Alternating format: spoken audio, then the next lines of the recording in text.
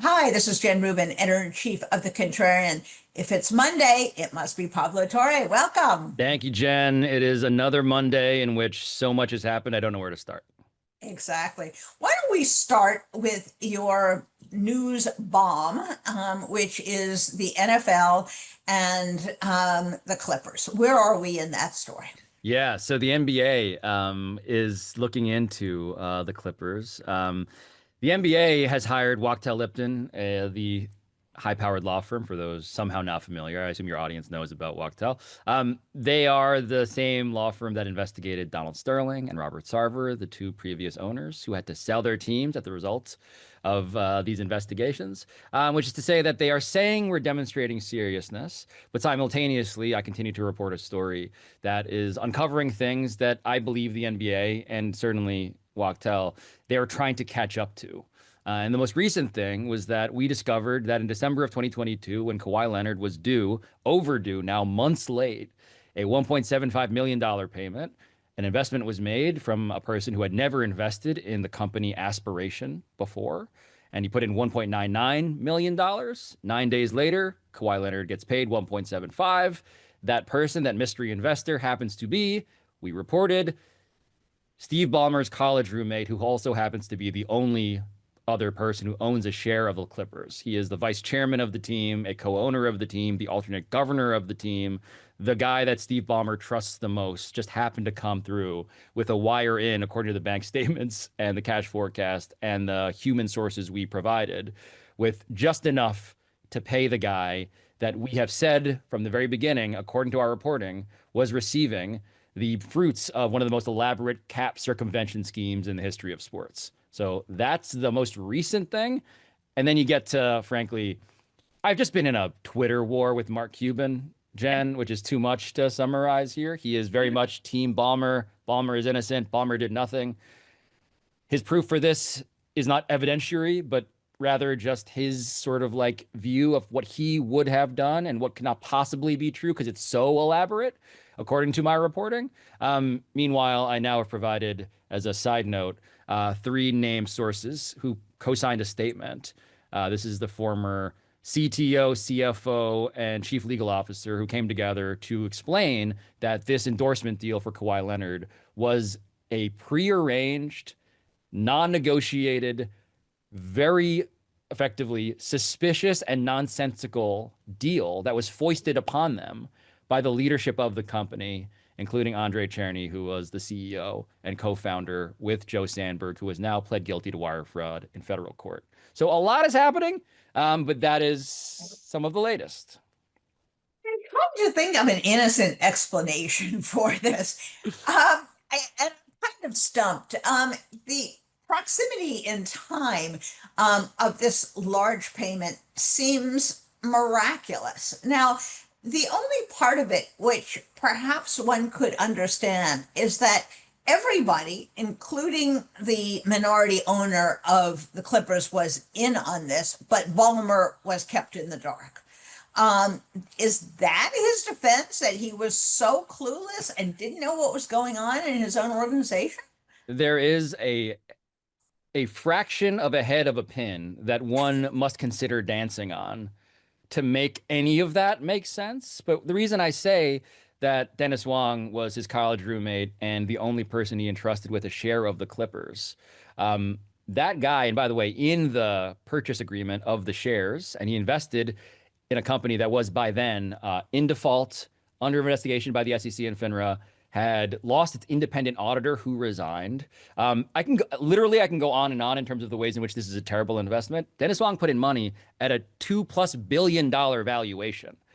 So none of this, and Dennis Wong himself is a wildly sophisticated investor who is very wealthy and is very smart. So the question of like, why did he go through with that raises the question of, could he have gone through with that without asking Steve Ballmer, who had previously put in $50 million of his own money, as well as struck a deal with the Clippers for Aspiration, the effectively carbon credit, tree brokerage company, green energy, fintech thing. Could he have possibly have not known anything when the Clippers, their team, Dennis and Steve's team, had entered into a 23-year, $300 million founding sponsorship agreement Um, there are just, I dare say that based on the evidence and the now up to 10 sources I've been speaking to, there is just no plausible way that Steve Ballmer would have been totally in the dark on the existence and the function of a $28 million deal to Kawhi Leonard in this way. To do that requires truly a conspiracy against him that would Yes, not be validated by anything resembling logic. right. Because the deal itself, Jen, the last detail here is that the deal itself was never publicly announced by Aspiration, by the Clippers, by Kawhi. And Steve Ballmer has now said to ESPN that per his email records, Aspiration asked him to be introduced to Kawhi Leonard on the books, and he granted that. And so the question then becomes, so you were aware that they were going to meet for business reasons, but then you had no follow-up questions about whatever happened to that, on top of everything else I've already said. So how does one square the circle is where I personally am landing, although of course I'm not a shark on Shark Tank. So what do I know? So, is Steve Ballmer continuing to talk? He was very chatty at the beginning. Are we continuing to hear from him? No, I mean, he is scheduled to give some, I believe, public appearances coming up. I don't know what he will say. He did give an interview the day after my reporting came out Right. to Ramona Shelburne and ESPN, in which he went on the record about a bunch of things. And I thank him for that, because the more that I hear him explain what his version of this story is, the more that I can fact check myself, given that their Yeah. comments to me when I've requested them have been, I would say, inconsistent over time in ways that are just frankly too elaborate to go into here, but it's all in the reporting on my episodes on the show. So I welcome it. I welcome every, by the way, that's why I welcome Mark Cuban. Mark Cuban was a guest. We had an argument for hours on my show the Friday before last. And I did that because I truly would like for someone to explain to me how this might not be what it seems to me. Yes. And I just have yet to receive that evidence. Last question. I am increasingly, I must say, confident, maybe hopeful, that they really are going to get to the bottom of this for no other reason that you are per-dogging them through the investigation. In other words, it's not just a premier law firm whose reputation is at issue, but now they have an outside investigator, essentially, which is you. Are you confident that it's going to be hard for them to shove this under the rug? I don't charge the rates that Wachtell charges, so I hope so. I hope so. I'm one guy with a half dozen people at an independent media concern that also taste tests athlete weed sometimes. Oh, I would hope that the storied law firm that the NBA, by the way, has hired to conduct yes. this investigation, that both parties there, the NBA, who's paying for it, and Wachtell, who's receiving it, I hope that they find out what I have found out. And I wish them the best in doing so, because I'm still finding out as we talk right now. And it just seems like, if this is what I would say about, like, what did everybody learn in the course of the last week and a half or so, is that this story is profoundly real, that the depths of it are extraordinarily arcane and messy, and it involves a company that had employed hundreds of people. So it's not like, oh, this is a fake company in which there was like one employee. We're talking about me going through the Rolodex of hundreds of people. So it's available to whoever wants to investigate it. It is a Yep. lot, but it took me 7 months. That's why it took me that long to do it. Amazing. Switch gears to football. And it seems that the expectations game is coming back to bite a couple figures. The Chiefs have now faced another embarrassing defeat, although it was the Eagles, their opponent in the Super Bowl. They look miserable. And on the college side, Archer Manning, who is the great hope for Yeah. a third generation of Mannings, is getting booed and is underperforming. Is this a curse of expectations? Is this something that all athletes need to be on the lookout for? The reminder I want to give myself is that we're in mid-September, and there are lots of things that have happened. If you look through the history of our Septembers of yore, that just did not hold up. Now, that is not to say that one of the foremost obstacles in the way of any star player is not hype. I mean, hype is massively complicating expectations as a fundamental human psychology concern, right? Like, if you're promised to be the Messiah and you only kind of save someone, well, it's like you were supposed to save, you're supposed to save the world and deliver us unto the light. Like you just kind of were okay. So that is always going to haunt Arch Manning. The way, by the way, that made LeBron James, for instance, his career so impressive Yes. because he was somebody who took on the mantle willingly of I'm going to be the greatest of all time, chosen one tattooed on my back on the cover of Sports Illustrated, and he effectively delivered. He's the Yes. one or two best player in the history of the sport. That's why it's impressive, is that he faced it head on. Arch Manning, you know, it's it's early. He's never been a full-time starter until this season in Yes. college. And his name is effectively the tattoo on his back, right? It's not chosen one. He didn't get that inked, but he has effectively the same thing because he Yeah. is a Manning. But simultaneously, when you get to like the Chiefs, right? Like part of it is once you're good, once you begin to win, and the expectation is, and this is true for Patrick Mahomes, look at his career. It has been Super Bowl or bust. It's AFC title game or Super Bowl, and it's been that way for a half decade consecutively. So when you start off 0 and 2 and you lose to the Eagles, who of course, um, that's a team that beat them in the Super Bowl. That's a problem because you were supposed to be messianic, and now you seem quite mortal. Um, Yes. and that's again the question of deserved hype.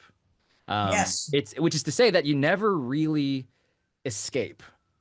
You never Right. the curse of being good is that you're expected to be great, and then the curse of being great is that you're expected to be great forever, and it just never really ends. And that's sports.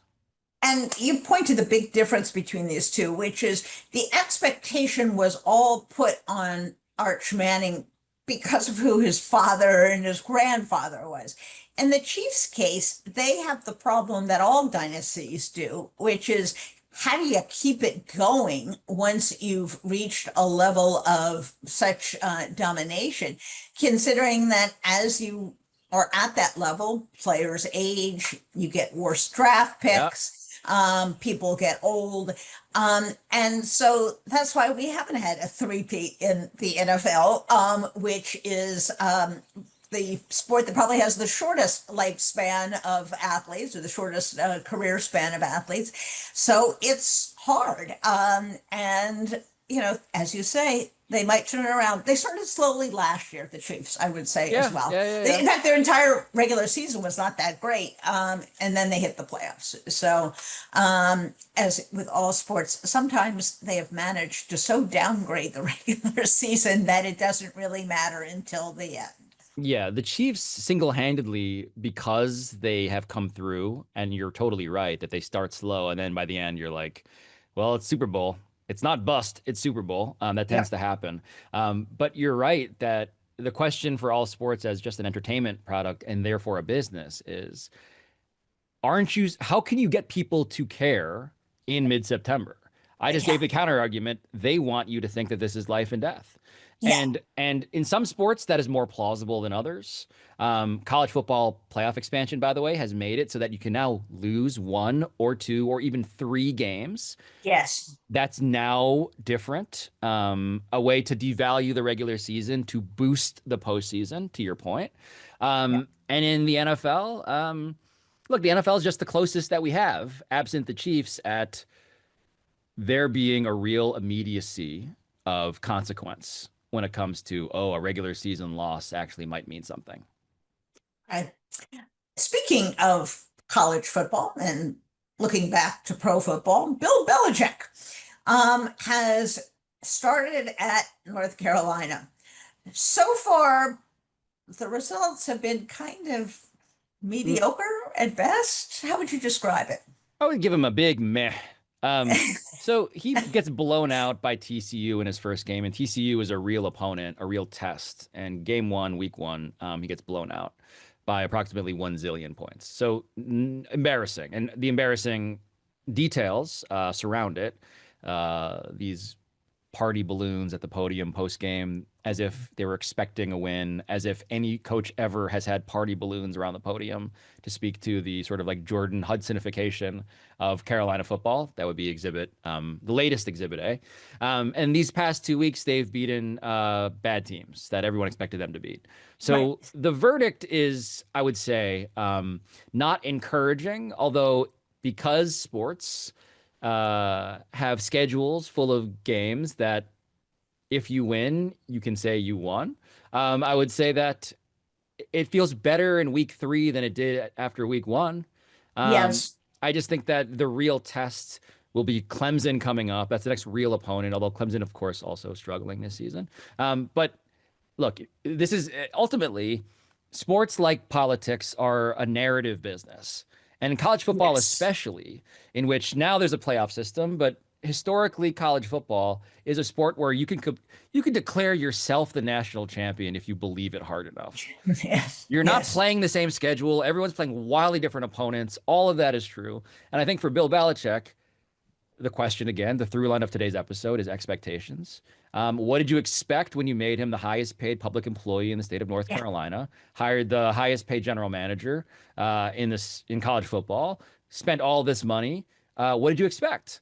And at this point, I think those expectations have not even been close to met. And we see how the climb goes from here on out. Now let's come back to the story that's been really at the heart of the political discussion, and that is the horrendous murder of Charlie Kirk. The NFL did something that they haven't done in the wake of any school shooting, in the wake of the Minnesota assassination of a lawmaker and her husband, in the wake of a firebombing of Josh Shapiro. And then as they did a moment of silence. Not it wasn't official for the NFL, but almost all the teams did it for Charlie Kirk. How do you explain the on again, off again politics for a sport that was told to shut up and play, that was excoriated for indicating any political tie or sympathy with Black Lives Matters? What's the rule here? Yeah, I think it's a fundamental observation that's fair to make in my study of sports is that in general, sports wants to lean conservative. Yeah. Just as a matter of like who is calling the shots demographically speaking. I think that's fair when it comes certainly to the decision makers in these sports in America. The regulator on that, the way in which you can simultaneously get end racism spray painted into an end zone as if that's a real meaningful action Yeah. to solve race relations in America by the Right. NFL. The way you do that is because, of course, the governor on your expression of conservatism is, of course, your desire for money. And so in all of these sports, I am utterly unsurprised to have seen something like this simply because the governor on these sports is public relations as a lever towards finance. And Right. the decision need not be consistent at all. Of course, it could never be. And again, right wing fans can point to, I just went through the wokest era of sports in which all of these things were on helmets and jerseys, said education reform and all that stuff. And I would simply remind them that is because all of this is public relations when it comes to what is meaningful here and what is expressed in public. And so too is this. That explains why Charlie Kirk becomes a figure to be celebrated in that way, while other tragedies are not given the spotlight. Right. Personally, I do not find it scandalizing so much as I find it just a reminder of the way in which sports and politics don't want to admit how intertwined they are. Yes. And in that regard, it's a horrific tragedy. And I was unsurprised that the Yankees, my favorite team, for instance, was posting about this as if Charlie Kirk was the president. And by the way, for many, I think it's fair to point out that they wanted him and expected him one day to be exactly that. And so we're also finding, Jen, ourselves in an era in which, and this is just a political observation now, an era in which our politicians are effectively content creators. And Exactly. so Charlie Kirk, to be very sincere about this, the reason he has this resonance with voters and politicians is because effectively he had influence that they personally could only dream of, and in fact have pivoted to trying to capture. And so simultaneously, he's a non-politician with a politician's influence, in excess of it even, in a sport, a business, an entertainment sphere that actually has been grappling with how honest to be about their own actual political convictions. So that's why it's happened this way. I think that is exactly right and extremely insightful. And I would add that we are in the celebritization of politics, in which a reality TV star got to be president of the United States, and in which they go to sports, to entertainment, to boost their own image. That's why the teams go to the White House, because some of that magic, some of that winnerdom, they hope will rub off on the president. Presidents of both parties do this, of course. Yes. And it is distressing because we'd like to think politics is more serious. We'd like to think people treat politics more seriously, that the fate of the country, that important life and death decisions can somehow be separated from entertainment. But I think for the last 30 or 40 years, at least, we found out that isn't so. And that unfortunately, the one who screams the loudest, makes the most noise, creates the most stickiness on the algorithm, is going to be the one who gets the attention. And I think you're right. People should not pretend otherwise. And yet I still long for quality. I still long for the Scotty Scheffler of politics. I still long for the class act who can be above it and also understand that politics is not the end all and be all in people's lives. But that Yeah. may be kind of a faint hope. I gotta say, good luck with that, Jen. Uh, A starry optimist I am. Pablo, it is always great talking to you because sports and politics, as we have always observed, are completely intertwined. So thank you, and thank you for your great reporting on the NBA. We will stick with that, of course. I'll see you it next time. it continues. Thank you, Jen.